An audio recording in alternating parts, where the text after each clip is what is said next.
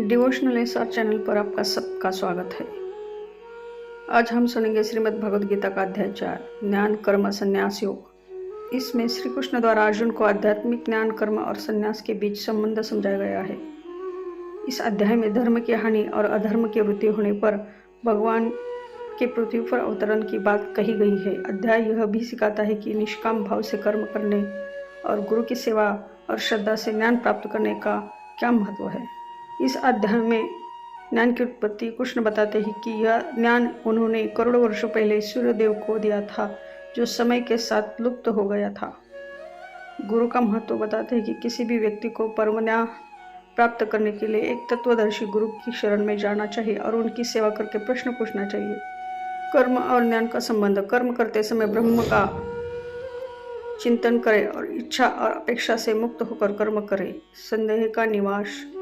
अज्ञानी और संशयात्मक व्यक्ति न इस लोक में सुख पाता है न परलोक में। ज्ञान और श्रद्धा से संदेह दूर होता है। भगवान का अवतरण। जब जब धर्म की हानि होती है और अधर्म बढ़ता है, तब तब भगवान पृथ्वी पर प्रकट होते हैं। कर्म से मुक्ति। जो ईश्वर को तत्व में जान लेता है वह कर्मों से नहीं बनता। कर्मों के फल में मेरी कोई इच्छा नहीं है, इसलिए मैं कर्मों से अलिप्त रहता हूँ।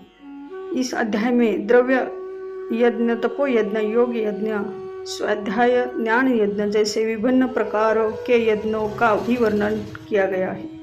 श्रीमद् भगवद गीता अध्याय 4 में श्री कृष्ण को जो दिए जा रहे हैं दिव्य ज्ञान के उद्यम को प्रकट करते हुए उसके विश्वास को पुष्ट करते हैं। वे बताते हैं कि यही शाश्वत ज्ञान है जिसका उपदेश उन्होंने आरंभ में सर्वप्रथम सूर्यदेव को दिया था और फिर परंपरागत पद्धति से यह ज्ञान निरंतर राज ऋषियों तक पहुंचा। अब वे अर्जुन उनका प्रिय मित्र है और परम भक्त है के सम्मुख इस दिव्य ज्ञान को प्रकट कर रहे हैं।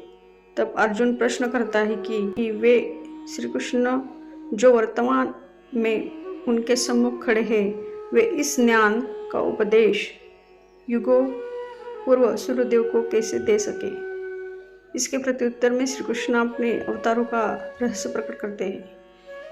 वे बताते हैं कि भगवान अजन्म और सनातन हैं, फिर भी वे अपनी योग माया शक्ति द्वारा धर्म की स्थापना के लिए पृथ्वी पर प्रकट होते हैं, लेकिन उनके जन्म और कर्म दिव्य होते हैं और भौतिक विकारों से दूषित नहीं हो सकते। जो इस रहस्य को जानते हैं वे अगाध श्रद्धा के साथ उनकी भक्ति में तल्लीन रहते हैं और उन्हें प्राप्त कर फिर इस संसार में पुनः जन्म लेते हैं। इसके पश्चात इस अध्याय में कर्म की प्रकृति का व्याख्यान किया गया है और कर्म, अकर्म तथा विकर्म से संबंधित 3 ही पद्धतियों का पर चर्चा की गई है। इनसे विवाद होता है कि कर्म योगी अनेक प्रकार के सांसारिक दायित्वों का निर्वहन करते हुए अकर्म की अवस्था प्राप्त कर लेते हैं और इसलिए में कर्म चक्र में नहीं फंसते। इसी ज्ञान के कारण प्राचीन काल में ऋषि मुनि सफलता और असफलता, सुख दुख से प्रभावित हुए बिना केवल भगवान के सुख के लिए कर्म करते थे। यज्ञ कई प्रकार के होते हैं और इनमें कई यज्ञों का उल्लेख यहाँ किया गया है। जब यज्ञ पूर्ण समर्पण की भावना से संपन्न किए जाते हैं तब इनके अविशेष अमृत के समान बन जाते हैं। ऐसे अमृत का पान करने से साधक के भीतर भी अशुद्धता समाप्त हो जाती है। इसलिए यज्ञों का अनुष्ठान पूर्ण निष्ठा और ज्ञान के साथ करना चाहिए।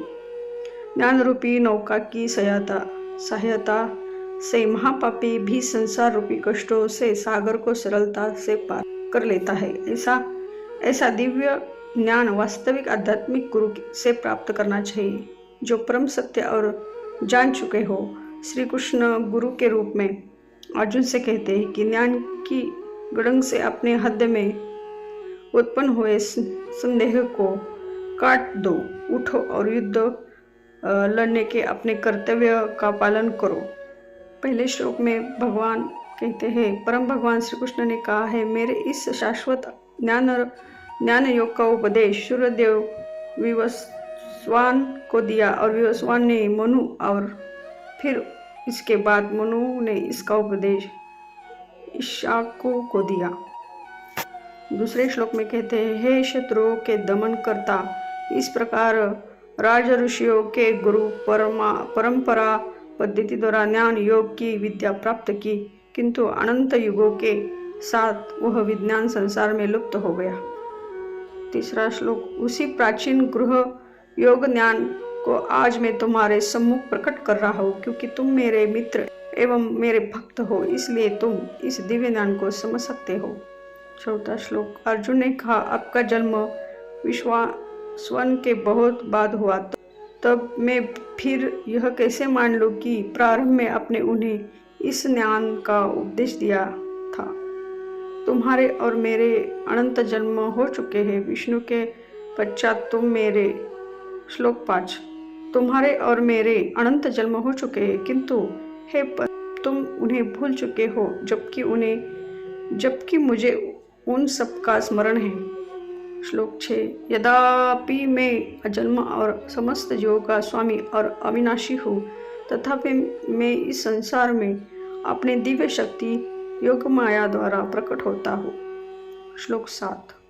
जब जब धरती पर धर्म की ध्वनि और अधर्म में वृद्धि होती है, तब उस समय मैं पृथ्वी पर अवतार लेता हूँ। श्लोक 7। यद्यपि मैं जन्म और समस्त जीवों का स्वामी और अविनाशी हूँ, तथापि मैं संसार में अपने दिव्य शक्ति योग माया द्वारा प्रकट होता हूँ। श्लोक 7। जब धरती पर धर्म की ध्वनि और अधर्म की वृद्धि होती है, तब मैं उस समय पृथ्वी पर अवतार लेता हूँ। श्लोक 8। भक्तों का उद्धार, दुष्टों का निवास और धर्म की मर्यादा को पुनः स्थापित करने के लिए मैं प्रत्येक युग में प्रकट होता हूँ। श्लोक 9। हे अर्जुन, जो मेरे जन्म एवं कर्मों की दिव्य प्रकृति को जानते हैं, वही शरीर छोड़ने पर संसार में पुनः जन्म लेते हैं, यद्यपि मेरे नित्य धाम को प्राप्त करते हैं। श्लोक 8। आसक्ति, भय और क्रोध से मुक्त होकर पूर्ण रूप से मुझसे तल्लीन होकर मेरी शरण ग्रहण कर पहले भी अनेक लोग मेरे नाम से पवित्र हो चुके हैं, और इस प्रकार उन्होंने मेरा दिव्य प्रेम प्राप्त किया है। श्लोक 11। जिस भाव से लोगों मेरी शरण में ग्रहण करते हैं, उसी भाव से अनुरूप मैं उन्हें फल देता हूँ। हे पुत्र, सभी लोग जाने अनजाने में मेरे मार्ग पर ही अनुसरण करते हैं। श्लोक 12। इस संसार में जो लोग सकाम कर्मों में सफलता चाहते हैं, वो लोग स्वर्ग के देवताओं की पूजा करते हैं, क्योंकि सकाम कर्मों का फल शीघ्र प्राप्त होता है। श्लोक 13। मनुष्य के गुणों और कर्मों के अनुसार मेरे द्वारा 4 वर्णों की रचना की गई है। यद्यपि इस व्यवस्था का सृष्टा हो, किंतु तुम मुझे अकर्ता व अविनाशी मानो। श्लोक 14। ना तो कर्म मुझे दूषित करते हैं और ना ही मैं कर्मों के फल की कामना करता हूँ। जो मेरे इस स्वरूप को जानता है, वही कभी ही कर्म फलों में बंधन में नहीं पड़ता। श्लोक 15। इस सत्य को जानकर प्राचीन काल में मुनि ऋषियों ने सभी कर्म किए, इसलिए तुम्हें भी उन मुनि ऋषियों के पद चिन्हों पर अनुसरण करते हुए अपने कर्तव्य पालन करना चाहिए। श्लोक 16। कर्म क्या है और अकर्म क्या है, इसका निर्धारण करने में बुद्धिमान लोग भी विचलित हो जाते हैं। जब मैं तुम्हें कर्म के रहस्य से अवगत कराऊंगा, जिसे जानकर तुम सारे लौकिक बंधनों से मुक्त हो जाओगे। श्लोक 17। तुम्हें सभी 3 कर्मों, कर्म, विकर्म और अकर्म की प्रवृत्ति को समझना चाहिए। इनके सत्य को समझना कठिन है, इनका ज्ञान गलत है। श्लोक 18। हे मनुष्य, जो अकर्म में कर्म और कर्म में अकर्म देखता है, वे सभी मनुष्य से बुद्धिमान होते हैं। सभी प्रकार के कर्मों से प्रवृत्त रहकर भी वो योगी कहलाते हैं और अपने सभी कर्मों में पारंगत होते हैं। श्लोक 19। जिस मनुष्य के समस्त कर्म सांसारिक सुखों की कामना से रहित है तथा जिन्होंने अपने कर्मों फलों को दिव्य ज्ञान की प्राप्ति की अग्नि से भस्म कर दिया है, उन्हें आत्मज्ञानी संत बुद्धिमान कहते हैं। श्लोक 20। अपने कर्मों के फलों की आसक्ति को त्याग कर ऐसे ज्ञानजन सदा संतुष्ट रहते और ब्रह्म विषयों पर निर्भर नहीं होते। कर्मों से संलग्न रहने पर भी वे वास्तव में कोई कर्म नहीं करते। श्लोक 21। ऐसे ज्ञानजन फल की आशंकाओं और महत्व की भावना से मुक्त होकर अपने मन पर बुद्धि को संचलित रखते और शरीर से कर्म करते हुए कोई भी पाप अर्जित नहीं करते। श्लोक 22। वे जो अपने आप स्वतः प्राप्त हो जाए उससे संतुष्ट रहते हैं, ईर्ष्या और द्वेष भाव से मुक्त रहते हैं। वे सफलता और असफलता दोनों में संतुलित रहते हैं, सभी प्रकार के कार्य करते हुए कर्म के बंधन में नहीं पड़ते। 23। वे सांसारिक मोह से मुक्त हो जाते हैं और उनकी वृद्धि दिव्य ज्ञान विस्तृत हो जाती है, क्योंकि वे अपने सभी कर्म यज्ञ के रूप में भगवान के लिए संपन्न करते हैं और इसलिए में कर्म फलों से मुक्त रहते हैं। श्लोक 24। जो मनुष्य पूर्णतः भावत्वेना में तल्लीन रहते हैं, जो मनुष्य पूर्णतः भावत्वेना में तल्लीन रहते हैं, उनका हवन ब्रह्म है, हवन सामग्री ब्रह्म है और वह पात्र जिससे आहुति डाली जाती है वह ब्रह्म है, अर्पण कार्य ब्रह्म है और ज्ञान की अग्नि भी ब्रह्म है। ऐसे मनुष्य जो प्रत्येक वस्तु को भगवान रूप में देखते हैं, वे सहजता से उसे पा लेते हैं। श्लोक 25। कुछ योगी सांसारिक पदार्थों की आहुति देते हुए यज्ञ द्वारा देवताओं की पूजा करते हैं। अन्य लोग जो वास्तव में आराधना करते हैं वे परम सत्य पर ब्रह्म रूपी अग्नि में आत्माहुति देते हैं। श्लोक 26। कुछ योगी जन श्रावणादि क्रियाओं और अन्य इंद्रियों को संयम रूपी यज्ञ और अग्नि में स्वाहा कर देते हैं, और जबकि कुछ अन्य शब्दादि क्रियाओं और इंद्रियों के अन्य विषयों को इंद्रियों के अग्निरूप यज्ञ में भेंट चढ़ा देते हैं। श्लोक 27। दिव्य ज्ञान से प्रेरित होकर कुछ योगी संयमित मन की अग्नि में अपनी समस्त इंद्रियों की क्रियाओं और प्राणी शक्ति को भस्म कर देते हैं। श्लोक 28। कुछ लोग ज्ञान के रूप में अपनी समाप्ति की अर्पित किए गए, कुछ अन्य लोग यज्ञ के रूप में कठोर तपस्या करते हैं और कुछ योग यज्ञ के रूप में अष्टांग योग का अभ्यास करते हैं और जबकि अन्य लोग यज्ञ के रूप में वैदिक ग्रंथों का अध्ययन और ज्ञान पोषित करते हैं, जबकि कुछ कठोर प्रतिज्ञाएं करते हैं। श्लोक 30। कुछ अन्य लोग भी हैं जो बाहर छोड़े जाने वाले श्वास को अंदर भरी जाने वाले श्वास में, जबकि अन्य लोग अंदर भरी जाने वाली श्वास को बाहरी श्वास में रोककर यज्ञ के रूप में अर्पित करते हैं। कुछ प्राणायाम की कठिन क्रियाओं द्वारा भीतरी और बाहरी श्वासों को रोककर वायु प्राण को नियंत्रित कर उसके पूरी तरह से तल्लीन हो जाते हैं। कुछ योगी जन अल्प भोजन कर श्वासों को यज्ञ के रूप में प्राण शक्ति में अर्पित करते हैं।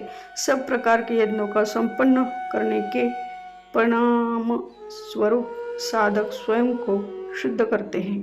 श्लोक 31। इन ज्ञानों का रहस्य जानने वाले और इनका अनुष्ठान करने वाले इन यज्ञों के अमृत तुल्य अविष्ठांग का आस्वाद कर परम सत्य की ओर बढ़ते हैं।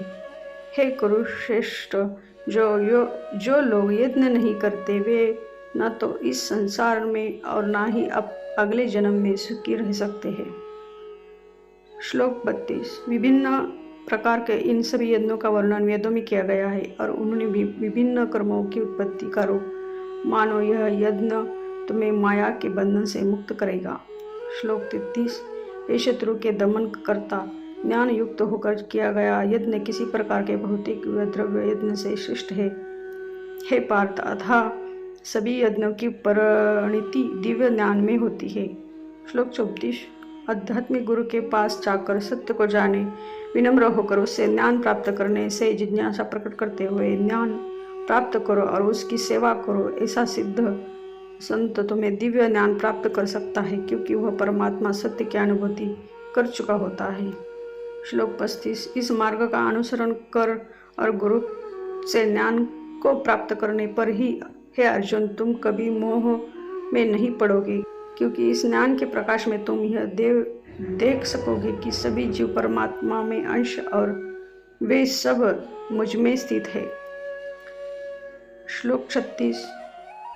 जिन्हें समस्त परियोग में महापापी समझा है वे दिव्यता की नौका में बैठकर संसार रूपी सागर को पार करने में समर्थ हो सकते हैं।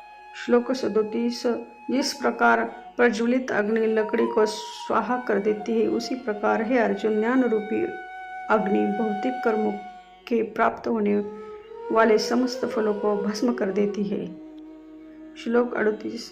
इस संसार में दिव्य ज्ञान के समान कुछ भी शुद्ध नहीं है। जो मनुष्य योग के अभ्यास द्वारा मन को शुद्ध कर लेता है, वह हृदय इस ज्ञान को प्राप्त करता है। श्लोक 39। वे जिनकी श्रद्धा अगाध है और जिन्होंने अपने मन और इंद्रियों पर नियंत्रण प्राप्त किया है, वे दिव्य ज्ञान प्राप्त कर लेते हैं। इसी दिव्य ज्ञान के द्वारा शीघ्र ही परम शांति को प्राप्त कर लेते हैं। श्लोक 40। किंतु जिन अज्ञानी लोगों में न श्रद्धा और न ही ज्ञान है और जो संदेहास्पद प्रकृति के होते हैं, उनका पतन होता है। संशयुक्त जीवात्मा के लिए न तो इस लोक में और न ही परलोक में सुख है। श्लोक 41। हे अर्जुन, जिन्होंने योग की अग्नि में कर्मों को विनष्ट कर दिया है और ज्ञान द्वारा जिनके समस्त संशय दूर हो चुके हैं, कर्म उन लोगों को बंधन में नहीं डाल सकते। वे वास्तव में आत्मज्ञान में स्थित हो जाते हैं। श्लोक 42। अतः तुम्हारे हृदय में अज्ञानतावश जो संदेह उत्पन्न हुए हैं, उन्हें ज्ञान रूपी शस्त्र से काट दे। हे भरतवंशी अर्जुन, स्वयं को योग में निष्ठ करो, उठो, खड़े हो जाओ और युद्ध करो। जय श्री कृष्ण। वीडियो अगर पसंद आए तो लाइक शेयर ज़रूर करें और कमेंट में जय श्री कृष्ण लिखें। अगला अध्याय सुनने के लिए चैनल को सब्सक्राइब जरूर करें। धन्यवाद।